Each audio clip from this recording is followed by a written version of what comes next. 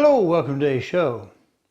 So if you got allergies, allergic to dogs or cats, ragweed, tree pollen, that sort of thing, just dust mites, mold, mildew, any kind of thing like that, smoke, well, I have a solution that I used at my house after studying on a problem after an HVAC breakdown. And the hardest part about this is going to be listen to me prattle on in explanation. So if you're interested in how to, a very simple thing that you probably do yourself, come on back.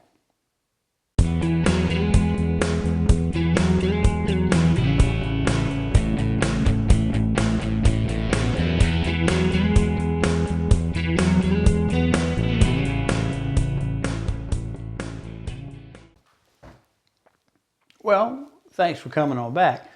Now, as I said, I had an HVAC breakdown, and right at the first of the winter, I always like to kick on the heat and make sure everything's going to work before, you hit a cold snap and everybody's trying to tie up all the help, or you got to run and get your parts, and depending on what it is. So this summer, I had cleaned out the evaporator sections, getting a little bit of a moldy, kind of a musty smell. Sometimes they do when they don't drain well. Clean everything out, disinfected. Check out the heat exchanger, it needed to be replaced, got the unit clean as a bunny on the inside. But I have on occasion let it go too far. And what happens when you let a filter plug up? Well, air takes the path of least resistance. So if it can't get through the filter, it's going to suck air from leaky duct anywhere it leaks. Well, the breakdown, we got it all nice and clean. I want to change this. Now, one of the things you can do to get longer life is to use a bigger filter, and that's kind of hard to do when you have like this 25 by 25 one. I was going to think about very seriously coming in here and open up the wall and using a bigger return air grill, using one that's 25 wide or will fit the same rough end opening, but opening up the wall here. I got a closet on the other side and I can do that. And I got to looking at that and trying to find them and trying to find one that was actually going to fit the width. And then I'd end up special ordering filters to do that. Plus I'd have to go through and cut and make dust and, chipboard dust and that stuff around the house. And I decided that was just a little bit too much trouble. So I never got around to doing it. Anybody else have a list of things that they need to get to but don't get around to do? Other than me. Well, long and short of this is, I came up with a solution. Now, if you have allergies, first level defense is something like this commonly available name brand filter, and it will filter very small particles. But what happens when it filters very small particles, especially if you haven't been, the first couple of filters plug up pretty easy. But one of the things that they do is they have to increase the surface area. The harder something is to pull through, then you have to open the area. And that's really what I was going to do here. I was going to use a bigger return air grill and get more double the surface area, which will cut the velocity across the filter and that sort of thing. Well, in these cases, with this 1-inch filter, they just end up using a boatload of pleats, and the pleats are a little fold, in order to get maybe a double size piece of filter material scrunched down into a frame that's this big. Well, these, when you buy them retail, about $20 to $25 a piece, and they're good for 3 months. And in my house, they don't never quite last 3 months. So I was trying to figure out something new, and I was thinking back in the industry, we have whole house filters, and a lot of times a whole house filter will take a 4-inch or 5-inch thick filter. Now, if you can imagine, just like as you fold it up like an accordion, or like a Z-shade on your house for a window blind, you can get more surface area that way, because you can get a full window's width if you stretch it out. But if you fold that same up to tighter and tighter, you still have the same amount of surface area of fabric. It's just compressed in a smaller spot. So they make filters that do the same thing. And here's an example of what I'm changing to. Now, it's a 4-inch filter. It's technically a 20 by 25 by 4. The problem is when you start getting into these kind of whole house filters, these cartridge type filters, an inch really isn't an inch because they were all nominal dimensions. This is actually 19.5 by 24.5 by 3 3/4. And the reason it's this way, this happens also to be a MERV 13. So it's very good filtration, not very expensive, and believe it or not, I can get 2 of these delivered mail order from a place out of Florida. Don't ask me because I'm not doing advertisements for anybody. You'll have to just find somebody to find. But this particular filter, get 2 of these delivered for less than what I can buy 2 of the name brand 1-inch filters at my big box type of store. And if you wanted to go down to MERV 11 or something like that, they're only about $15 to $17 a piece. So that's $36 delivered for these little 4-inch filters. And they're doing the same thing that the first one I showed you. More pleats, so you've got more area. Now this happens to be a 6 months rated filter. And what is the difference? You'll see some of them exactly the same and they'll be a little cheaper. They'll say for 3 months. And you'll wonder, well, what's the difference between a 3-month and a 6-month filter? Well, they just use fewer pleats. And what happens if you have fewer pleats? You know, it's still going to be 4 inches or whatever the depth is on the filter this way, right? So fewer pleats are just going to mean less surface area. So it just means it's going to become obstructed. It's going to be plugged up like your vacuum cleaner sooner than it would be if you have more surface area. So more surface area is more better. You like that? More better? It's more better. It reduces the static pressure, reduces how hard the system's got to work to get around that. And that's really part of it too, because you end up with a lot of restriction. A good tight filter is actually hard to pull air through, and that cuts down on the efficiency of your unit. If you want to think about it, you could have a filter big enough to throw a cat through. It's probably not going to catch a lot of stuff, but it's not going to be hard to pull air through it either. It's like pulling air through an open window. But if you crack your window just a little bit, sometimes you get a little bit of a whistle, or you get a with the car door and you don't have it quite shut and you hear that little, it's the same thing. Air is whistling through, high velocity makes that thing. Same basic thing. Your car will overheat in traffic even though it's got a fan on it, that sort of thing, because it doesn't have the air blowing across it. But you're driving down the highway, it gets cooler. So the same basic thing happens with your heat exchanger or your evaporator. The more air allows for a greater efficiency of the heat exchange through it. So a tighter filter often cuts down on that efficiency and makes it harder to breathe. So you end up with running 2 variables against one another. Running a high efficiency filter cuts down on the efficiency of your unit. Running a low efficiency filter is easier to breathe through, so it raises the efficiency of your unit, but it dusts up the house. Very simple. So how do you fix it? Well, if you can't change out this piece, one of the first things you do with no tools whatsoever, if you have the correct size that's available, Honeywell makes what they call a filter grill. And what it is, it's sort of a hybrid of both. It has a frame, something like this type of material here, 1 inch, so it fits a standard hole in your grill that's made for a 1-inch filter, but the filter box inside of it then is like 4 inches thick. So it actually sort of hat shaped, if you think about it, and it fits in your conventional space, but it gives you that additional room. The thing about that is, I don't know anybody but Honeywell that makes them, and they sell them for about $36 to $40 a piece, at least in my size. So I'm cheap. I'm penurious, parsimonious. I'm a bit skint these days, and so I have to do all I can myself. So I find a place, how can I do something that's going to be cost effective and also make arrangements for the fact that I'm a lazy bum and don't get around to checking my filter very often. And that's where I just decided I'd change out my whole filter grill to accommodate one of these filters. Now these filters like this, these 4 and 5 inch filters, a lot of companies will make a cartridge and you have to cut your ductwork open and put them in line, and you have like a little place you slide them into. and they're proprietary. A lot of them, like I said, an inch is an inch.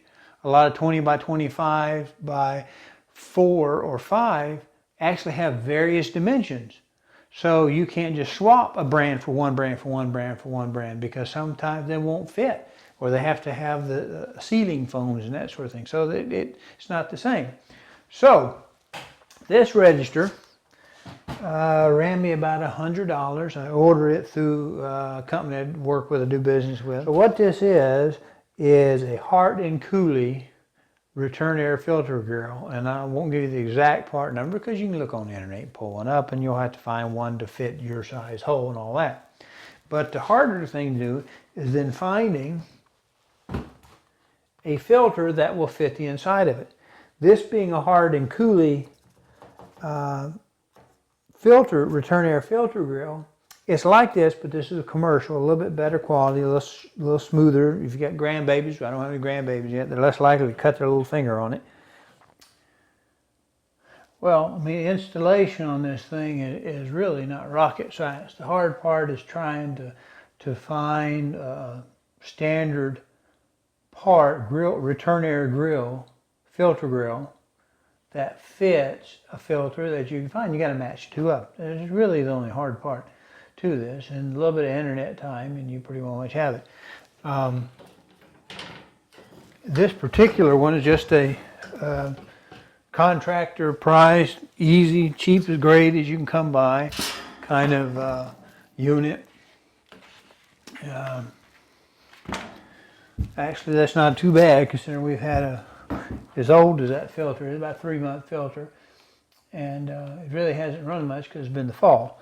So in this case, you have you just got a rough opening, and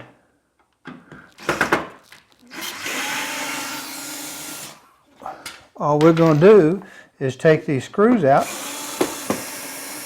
remove the old one, put the new one in, making sure that it doesn't hit the stack back here. I'm going to have to relocate the thermostat wire because it's going to pooch in here 4 inches, but that's not a big problem.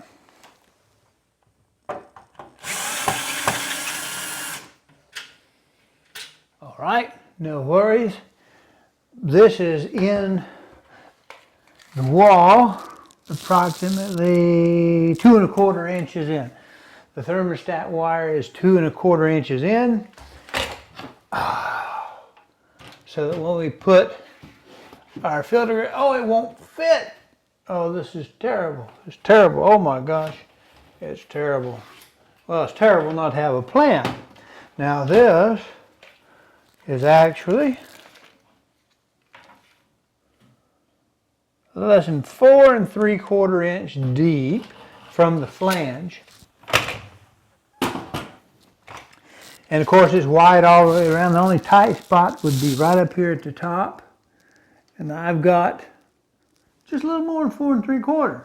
So it's going to fit the hole. Now the problem is this is right here in the way. And this would stop a lot of people. May stop you, but we have a stud finder. And no, I'm not going to put it up against my chest, see if it works, but what we have here is it's just passing up through the center of this, and we need to take this wire, it needs to continue through here. I have slack up underneath the house in thermostat wire, so that's not a problem. The problem is, how do I get it from here with that tiny little hole? Well, we would have come up here and put our little stud finder. Is this showing up? Yeah, it's in circuit, in view. And I come across,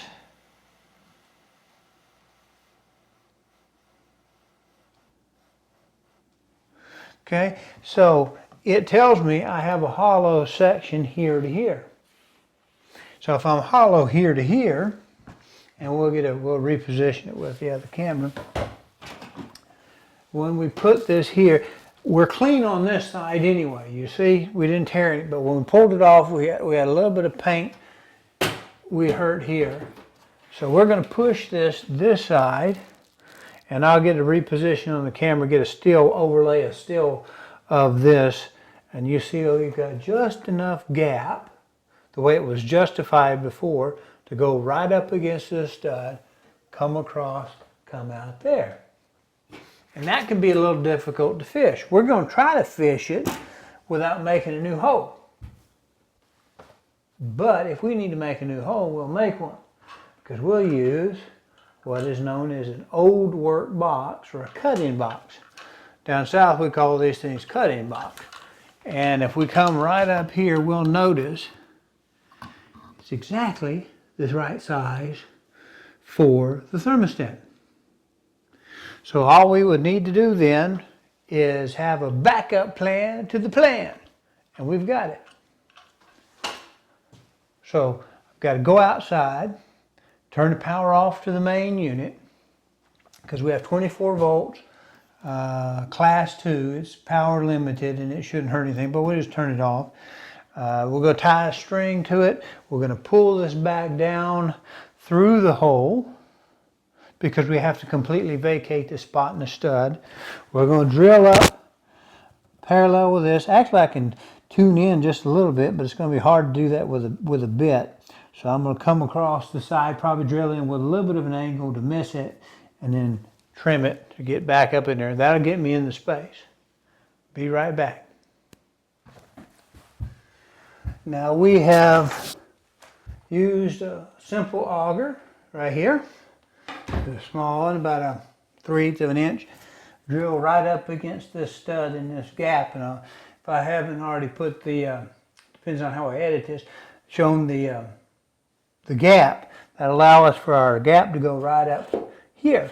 So we've got to take this. We've taken the power off of the unit outside. This is correctly color matched. You can't always count on that. So it's always a good idea to make notes anytime you take a thermostat on or off, that you pay attention to it.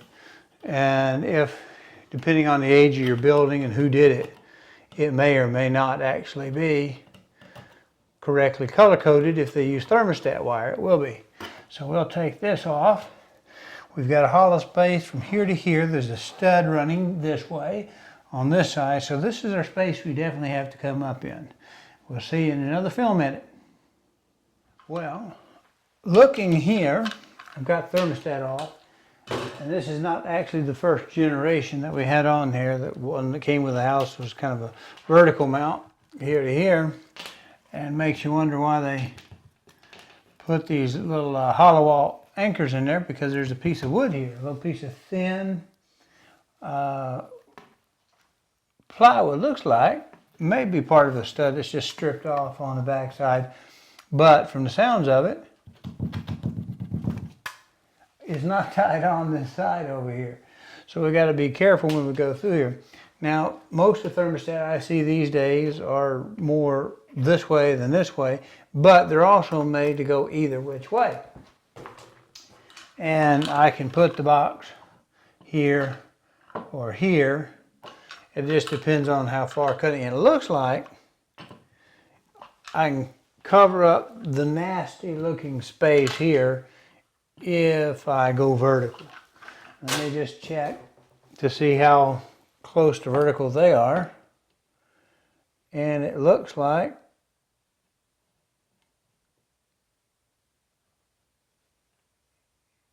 it looks like they're fair to middling on being plumb.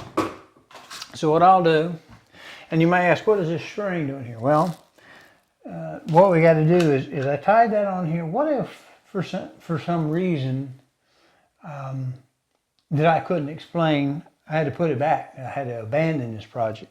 Well, this allows me to pull my thermostat wire back up through the hole, and we're just good as we were to start out with.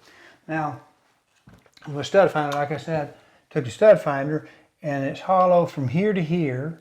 There's nothing, it tells me there's nothing there, so I should be good to come in from this corner. I've got my hole drilled in there, took the plastic, covered up the actual duct down there when I drilled, so I wouldn't, put shrapnel down into the return air grill.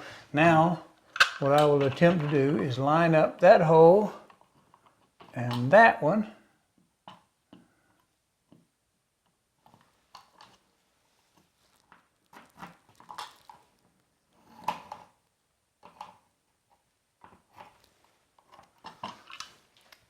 come back.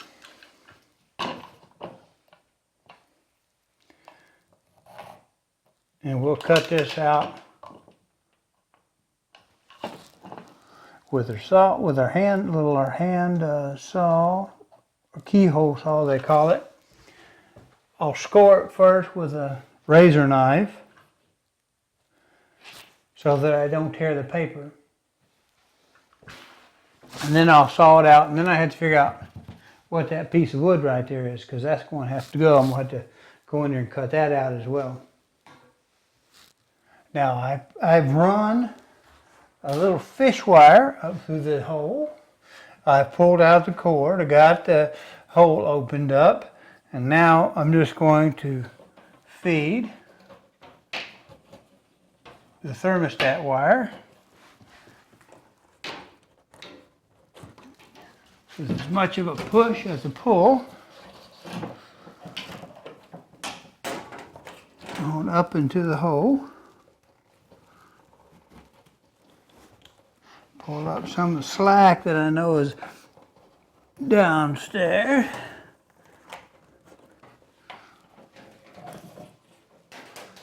And then we have our thermostat wire. And it's out of the way. Imagine that. Now, I should check and verify I cut my hole right. It looks like I did. Don't you fall in there. You got to talk to the wire sometime, because they sometimes want to go in there. Now, I have a regular.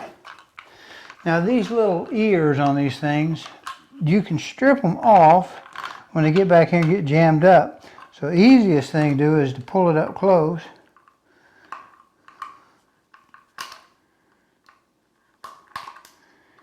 And get it going a few turns till the screw is started through the little ear.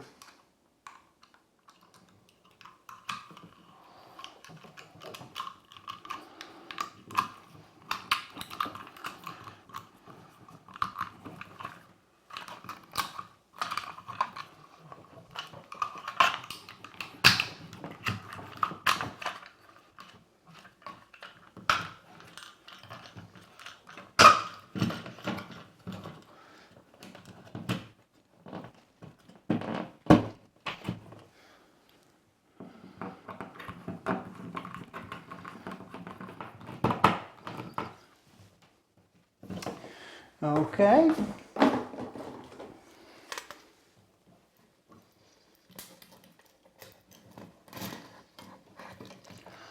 Pull the wires back through there.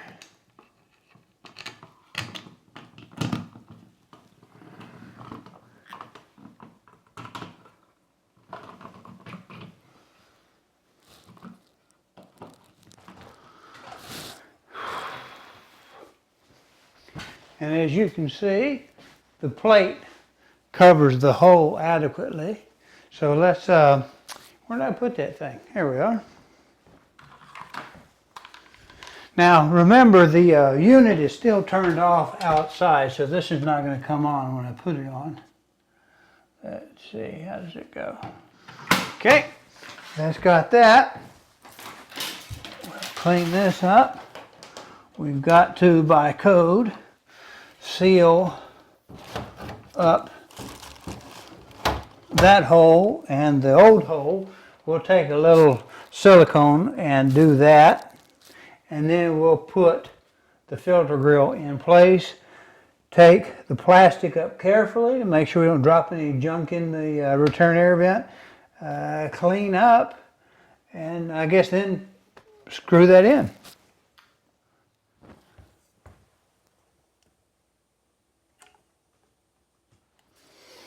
Okay, well, we've got our holes plugged.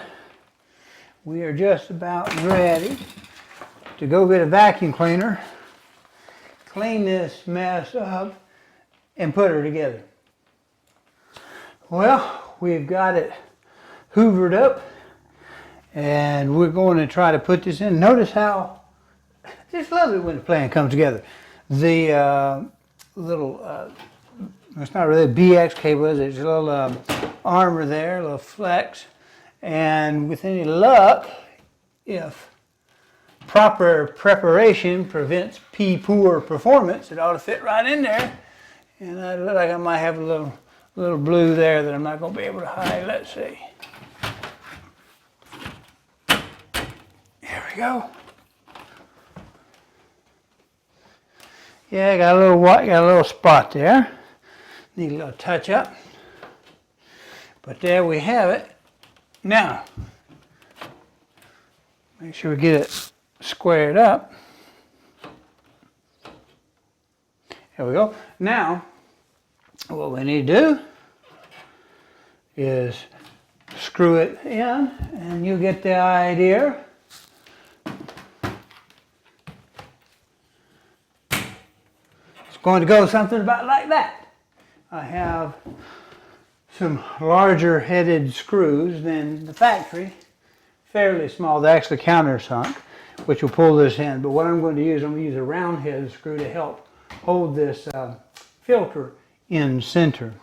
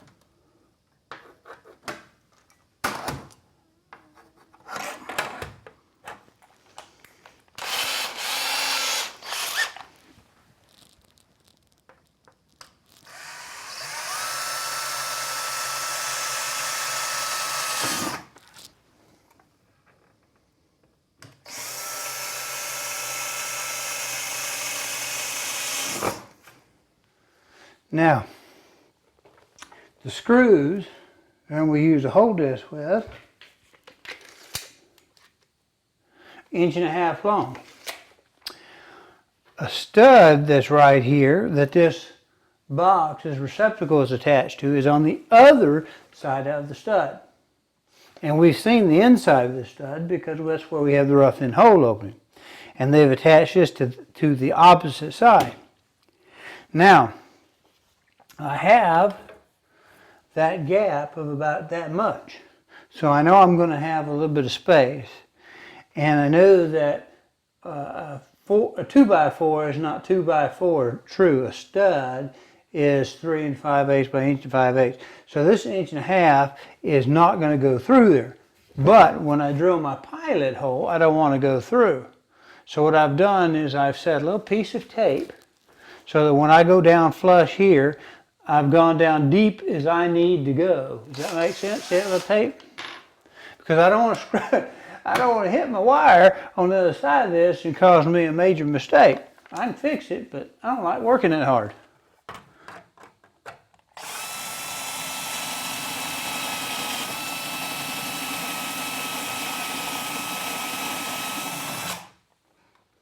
Okay.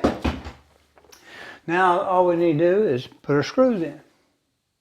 And I guess we know how to do that. So I don't know if I need to pilot it above that. Yeah, I'll drill that hole out with a little bit larger size. Now we've got a pilot hole there to give the clearance. And we shall be cooking with gas.